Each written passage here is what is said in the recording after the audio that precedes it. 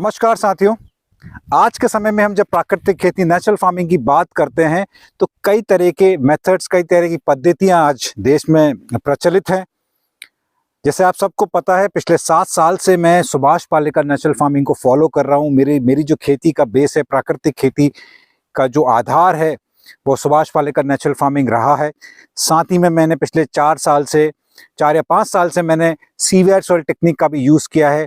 बहुत ही इफेक्टिव, बहुत ही कारगर तकनीक है, जहां सिर्फ मिट्टी के स्प्रे से आप फसलों में पोषण दे सकते हैं, मिट्टी के स्प्रे से आप पेस्ट कंट्रोल कर सकते हैं, कीट नियंत्रण कर सकते हैं।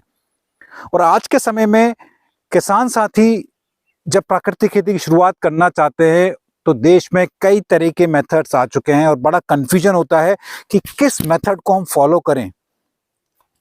और ऐसी ही एक तकनीक आज देश में प्रचलन में है और बहुत तेजी से इसका प्रचार हो रहा है। और मेरा ये मानना है कि ये तकनीक आज के समय में सबसे कारगर तकनीक है। वो तकनीक क्या है, वो जानने के लिए वीडियो आप अंत तक जरूर देखें। मैं संकल्प शर्मा विदिशा मध्य प्रदेश से नर्मदा प्राकृतिक फार्म के यूट्यूब चैनल नेचुरल फार्मिंग में डीसी पर आपका फिर से स्वागत करता हूं। वीडियो पसंद आए तो लाइक जरूर करें, शेयर करें, कमेंट करें और चैनल को अगर आपने अभी तक सब्सक्राइब नहीं किया है तो आपसे निवेदन है चैनल को सब्सक्राइब जरूर करें और वो बेल आइकन को जरूर क्लिक करें ताकि आने वाले मेरे वीडियोस की नोटिफिकेशन आपको समय समय पर मिलती रहे। साथियों, आज इस वीडियो में हम जिस तकनीक के बारे में बात करने वाले हैं उस तकनीक का नाम है PQNK। इसको पिकनिक के तौर पर प्रोनाउंस किया जाता है। पिकनिक नाम है PQNK। इसका फुल फॉर्म है पैदावार कुदरती निज़ाम काश्तकारी। और ये तकनीक को विकसित किया है पाकिस्तान के श्री आसिफ शरीफ जी ने। कई सालों से ये तकनीक वहाँ फॉलो की जा रही है और हमारे भारत में हरियाणा में ऐसे कई किसान हैं जो इस तकनीक को पिछले कुछ समय से फॉलो कर रहे हैं। ये तकनीक क्या है उसके बारे में आज मैं आपको इस वीडियो में विस्तार से बताने वाला हूँ। देखिए, नेचुरल फार्मिंग की हम जब बात करते हैं, मैं भी नेचुरल फार्मिंग फॉलो कर रहा हूँ, लेकिन सही मायने में मैं नेचुरल फार्मिंग को ट्रू सेंस में फॉलो नहीं कर रहा हूँ। अब आपको जानकर सुनकर थोड़ा सा आश्चर्य होगा कि ऐसा क्या है कि मैं नेचुरल फार्मिंग को सही तरीके से पूर्णतः फॉलो नहीं कर रहा हूँ। वो इसलिए क्योंकि जिस खेती में आप जुताई करते हैं वो खेती नेचुरल फार्मिंग नहीं है। मैं अभी इस समय मेरे 5 लेयर ऑर्चर्ड में खड़ा हूँ। सुभाष पालेकर जी का 5 स्तरीय बागवानी मॉडल मैं पिछले कई समय से आपको बताते आ रहा हूँ कि पिछले 3 साल से हमने इसमें कोई जुताई नहीं की है, कोई टिलिंग नहीं की है। तो सही मायने में ये नेचुरल फार्मिंग है। ये 5 लेयर जो मॉडल है मेरा, वो एक नेचुरल फार्मिंग का जीता जागता उदाहरण है। सही मायने में नेचुरल फार्मिंग अगर मैं कर रहा हूँ तो ये 5 लेयर ऑर्चर्ड में कर रहा हूँ। लेकिन अगर मेरे बाकी खेत की मैं बात करूँ, बाकी जो 11 एकड़ का मेरा खेत है, वहाँ मैं नेचुरल फार्मिंग नहीं कर रहा हूँ सही मायने में, क्योंकि मैं वहाँ जुताई कर रहा हूँ। और जहां आप जुताई करते हैं उसको सही मायने में प्राकृतिक खेती आप नहीं बोल सकते हैं। तो ये जो PQNK पिकनिक मॉडल की जो मैं बात कर रहा हूं वो सही मायने में प्राकृतिक खेती का सबसे अच्छा मॉडल है। PQNK अगर आपको शुरू करना है तो इसके कुछ मूल सिद्धांत है जो आपको फॉलो करने हैं। अगर आप केमिकल फार्मिंग से नेचुरल फार्मिंग को शिफ्ट कर रहे हैं तो इसमें कुछ जरूरी बातें हैं जो आपको ध्यान रखनी है। पहला है, आपको अपनी मिट्टी का हार्ड पैन तोड़ना है। जी हाँ, आपको अपनी मिट्टी का हार्ड पैन तोड़ना है। हार्ड पैन का मतलब ये नहीं कि हमने गहरी जुताई कर दी, जो गर्मियों में अमूमन लोग करते हैं, मिट्टी पलटने वाला जो प्लाऊ होता है, हल होता है, उससे हम मिट्टी को पलट देते हैं। वो हार्ड पैन तोड़ना उसको नहीं कहलाता है। हार्ड पैन तोड़ने का मतलब है बिना मिट्टी को पलटे आप अपनी मिट्टी में करीब 8 से लेके 12 इंच तक आप मिट्टी में एक पर्टिकुलर इक्विपमेंट आता है, सब सॉइलर इसको बोलते हैं, उससे आप अपनी मिट्टी का हार्ड पैन तोड़ते हैं। ये पहला स्टेप है। और इस स्टेप से पहले आपको आपकी खेत की लेवलिंग भी करानी है। लेजर लेवलिंग कराने के बाद आपको ये हार्ड पैन तोड़ना है। हार्ड पैन तोड़ने के बाद आपको परमानेंट रेस बेड बनाने हैं। जी हाँ, एक ही बार आपको ये रेस बेड बनाने हैं और इसी बेड पर आप हर सीजन, हर साल सोइंग करेंगे, फसल हार्वेस्ट करेंगे। अब चैलेंज ये आएगा कि जो मेरा भी एक सोच था कि ये कैसे संभव होगा कि हम एक ही बार बेड बनाएंगे और उसी बेड पर आप बारों बार आप अलग अलग फसलें लेते जाएंगे। एक हरियाणा के किसान हैं पंकज माचरा जी, एक व्हाट्सएप ग्रुप के माध्यम से मेरा उनसे परिचय हुआ है और उनने बताया है कि एक वो पिछले करीब कई कुछ समय से ये PQN के मॉडल फॉलो कर रहे हैं और एक ही बेड पे वो करीब 5 से 6 फसलें ले चुके हैं और बहुत ही सफलतापूर्वक ले रहे हैं। इसमें जो चैलेंज है मुझे लगता है किसान के तौर पर अगर मैं देखूं, अगर मुझे अपने खेत पर ये PQN के मॉडल अडॉप्ट करना है, खासकर गेहूं, धान, सोयाबीन, उड़द, इस तरह की जो फसलें जो मौसमी फसलें हैं उसमें थोड़ा सा चैलेंज आएगा। लेकिन अगर ये जैसे 5 ईयर ऑर्चर्ड की मैं बात करूं तो ऑर्चर्ड में उतना चैलेंज नहीं, क्योंकि एक बार आपको पौधे लगाने और मैं खुद इस 5 ईयर ऑर्चर्ड में देख चुका हूं कि बिना टिलिंग के भी ये बहुत सक्सेसफुल चल रहा है। लेकिन जब हम मौसमी फसलों की बात करते हैं तो उसमें एक चैलेंज ये है कि उस तरह का जो इक्विपमेंट है, पहली बात तो सबसॉइलर आपके पास होना चाहिए। हरियाणा में क्योंकि ये पद्धति काफी समय से प्रचलन में है तो वहां सबसॉइलर जो इक्विपमेंट है डेवलप किया जा चुका है और आज के समय में अगर किसान सक्षम नहीं है कि वो खुद का सबसॉइलर बनवा सके तो वहां उसको रेंट पे भी मिल रहा है, क्योंकि ये जो एक्टिविटी है ये आपको सिर्फ एक ही बार करनी है।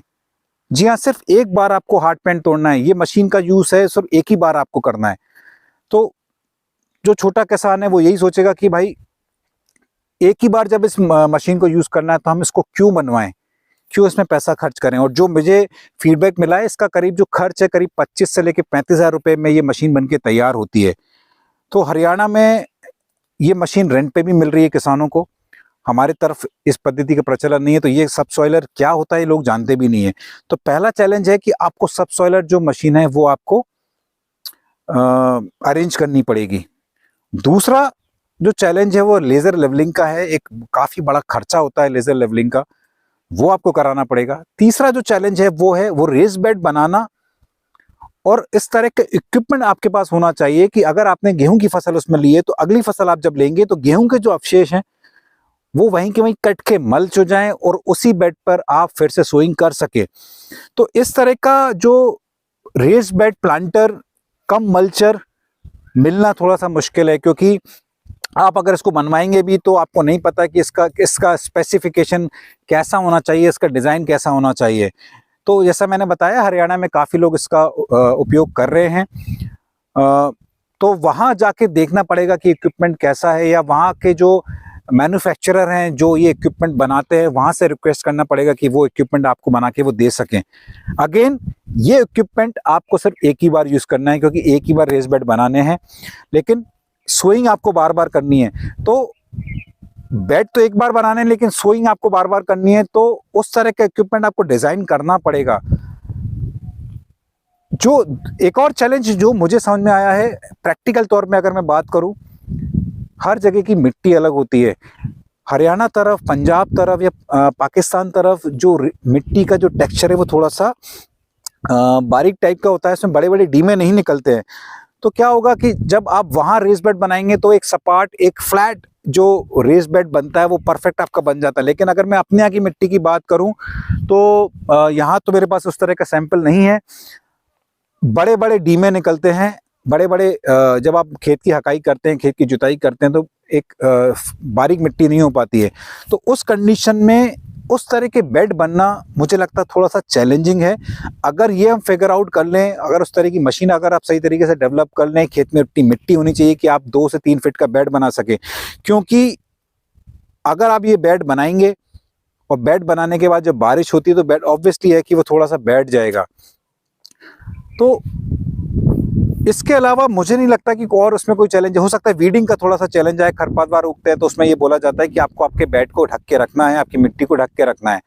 तो पहले आपको लेजर लेवलिंग करानी है, फिर आपको सबसॉइलर से हार्ड पेंट ब्रेक करना है, फिर आपको बेड बनाने हैं, बेड पे सोइंग करनी है और आपके पास पर्याप्त मात्रा में आच्छादन यानी मल्चिंग के लिए मटेरियल होना चाहिए जो आप मल्चिंग कर सकें। देखिए, मूल सिद्धांत अगर हम इस तकनीक का देखें तो यस काफ़ी इफेक्टिव है और नेचर को साथ में लेकर चलती है। और ये मेरा ये मानना है कि मैं पिछले कई सालों से नेचुरल फार्मिंग फॉलो कर रहा हूँ। 3 साल से इस ऑर्चर्ड में मैंने कोई जुताई नहीं की, तो डेफिनेटली उसका रिजल्ट देखने मिल रहा है कि जब से मैंने इसमें जुताई बंद की है और जुताई बंद करने के बाद पौधों का जो एक प्रतिरोधक क्षमता है, उसका जो रेजिस्टेंस पावर है, रोगों से लड़ने की जो क्षमता है वो ज़बरदस्त बढ़ चुकी है। तो रोग बहुत कम लग रहे हैं। मेरे पीछे आप ये गाय चरते हुए देख रहे हैं, ये भी एक रीजनरेटिव एग्रीकल्चर का एक जीता जाता उदाहरण है कि हमारे इस ऑर्चर्ड में ये गाय चरती हैं। ये जो वीड्स ग्रो कर रहे हैं ये एक लाइव मल्चिंग का काम कर रहे हैं। तो PQN के जो मॉडल है बहुत इफेक्टिव है। अगर आप ये कुछ जो मैंने आपको चैलेंजेस बताया, अगर आप उसको फेस कर सकते हैं, उसका उस चैलेंज का तोड़ अगर आप निकाल सकते हैं, तो मेरा ये मानना है कि आने वाला भविष्य सिर्फ और सिर्फ पिकनिक PQN के मॉडल का ही है। एक बार आपको हार्ड पैंट तोड़ना है, एक ही बार आपको बेड बनाने और इसी बेड पर आपको सालों साल आपको फसल लेनी है। मैं ऐसे कई किसानों को जानता हूँ पर्सनली, जो हमारे इंडिया में खासकर हरियाणा तरफ काफ़ी किसान हैं जो इस मेथड को फॉलो कर रहे हैं। उनके वीडियोस में देखते रहता हूँ और रिजल्ट सामने हैं, बहुत अच्छा रिजल्ट उनको मिल रहा है। और सबसे अच्छी बात है कि इसमें कोई भी आपको इनपुट नहीं देना है, ना ही जीवामृत देना है, ना ही देशी गाय का गोबर देना है, ना ही घन जीवामृत देना है, ना ही कोई स्प्रे करने हैं। और मैंने इसे पंकज मात्रा जी का जो आपको एग्जांपल दिया है, मैंने उनके वीडियोस देखे हैं, खेत में केंचुओं की भरमार है। ऐसे 2-3 और किसानों को मैं जानता हूं जो इस मेथड को फॉलो कर रहे हैं और सिर्फ ये मेथड फॉलो करने से उनकी मिट्टी का जो टेक्सचर है वो चेंज हो चुका है। खेत में केंचुओं की भरमार है, वाटर लेवल इंप्रूव हो रहा है, इस पद्धति में पानी भी आपका काफ़ी कम लगता है।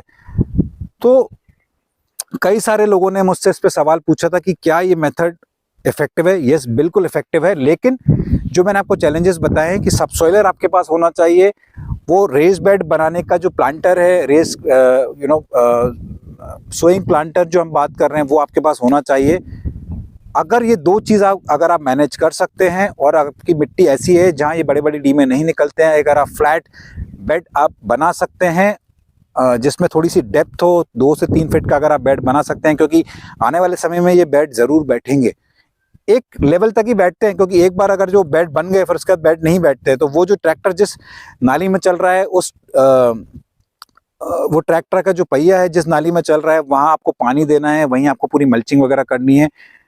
तो आप कोशिश करें इस मेथड के बारे में थोड़ा सा यूट्यूब पर और सर्च करें, उन किसानों के वीडियोस देखें जो ये कर रहे हैं। और मैं आने वाले समय में इस मेथड को ज़रूर फॉलो करने वाला हूँ। खासकर मैं वैसे जैसे आपको पिछले वीडियो में मैंने बताया था, मैं करीब 7-8 एकड़ में अपना बागवानी जो मॉडल है वो एक्सपैंड कर रहा हूँ, उसका एक्सपेंशन कर रहा हूँ। और जिस तरह से ये 5 लेयर ऑर्चर्ड को मैंने डेवलप किया है नो टिल फार्मिंग मेथड पे, आने वाले समय में वो 7-8 एकड़ को भी मैं नो टिल फार्मिंग में कन्वर्ट करने जा रहा हूँ।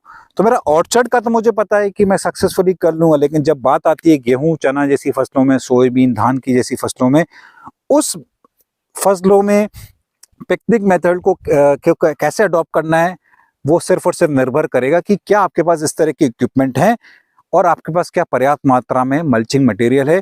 क्योंकि सिंपल नेचर का एक सिद्धांत है, प्रकृति का एक सिद्धांत है कि हमारे जो पौधे हैं 98% जो भोजन है हवा, पानी और सूरज की रोशनी से बनाते हैं, सिर्फ 2% न्यूट्रिएंट्स वो मिट्टी से लेते हैं। तो 98% जब आपको हवा, पानी और सूरज से मिल रहा है तो बाहर से आपको कुछ डालने की ज़रूरत ही नहीं है। ये मैं प्रत्यक्ष तौर पर मेरे इस 5 लेयर ऑर्चर्ड में मैं देख चुका हूँ। रोग नहीं लगते हैं, अमरूद की पैदावार बहुत ज़बरदस्त थी पिछली बार। वीड्स ग्रो करते हैं, मैं ब्रश कटर से वहीं के वहीं इनको मल्च कर देता हूँ। तो ये मेथड का जो एक बोल सकते हैं कि कितना सक्सेसफुल होगा ये मैं खुद देख चुका हूँ। डेफिनेटली सक्सेसफुल है। इसका जो सिद्धांत, उसका जो हम इसके जो फंडामेंटल्स की बात करें, बिल्कुल धरातल पे हम जब बात करते हैं, ज़मीनी हकीकत की हम जब बात करते हैं, बिल्कुल सक्सेसफुल है। सिर्फ और सिर्फ जो 2-3 चैलेंजेस मैंने बताए, अगर आपने उस पर पार पाली तो आप बिल्कुल ये मेथड अडॉप्ट कर सकते हैं। आप आपके आसपास देखिए, अगर आपको सबसॉइलर मिलता है, वो प्लांटर अगर आपको मिलता है, तो बिल्कुल आप ये मेथड को फॉलो ज़रूर करें। मैं खुद आने वाले समय पे ये मेथड को फॉलो करने वाला हूँ और जब भी इस मेथड को मैं अपने खेत पर फॉलो करूँगा आपको अपडेट ज़रूर दूंगा। मेरी आपसे रिक्वेस्ट है कि आप भी अपने लेवल पे इस मेथड के बारे में सर्च करें, रिसर्च करें। आसिफ शर्वी जी का जो यूट्यूब चैनल है उसका लिंक मैं आपको डिस्क्रिप्शन में दे दूंगा। आपको स्क्रीन पर उनका नाम भी दिख रहा होगा, चैनल का नाम क्या है, तो आप उनके यूट्यूब चैनल को भी एक बार सर्च कर सकते हैं और इस मेथड को आप ज़रूर से ज़रूर फॉलो करके देखिए। ये एक किसी पर्टिकुलर मेथड का मैं फेवर नहीं कर रहा हूँ। मेरा ये मानना है कि किसानों की जो लागत है वो कम होनी चाहिए और प्राकृतिक खेती के इतने सारे प्रैक्टिसेस के कारण लोग भ्रमित हो रहे हैं, किसान भ्रमित हो रहे हैं। मैं किसी एक मेथड का नाम नहीं लेना चाहूँगा, कोई कंट्रोवर्सी भी नहीं पैदा करना चाह रहा हूँ, बट मेरा सिंपल सा एक ये मानना है, खेती को कॉम्प्लिकेट बिल्कुल ना करें।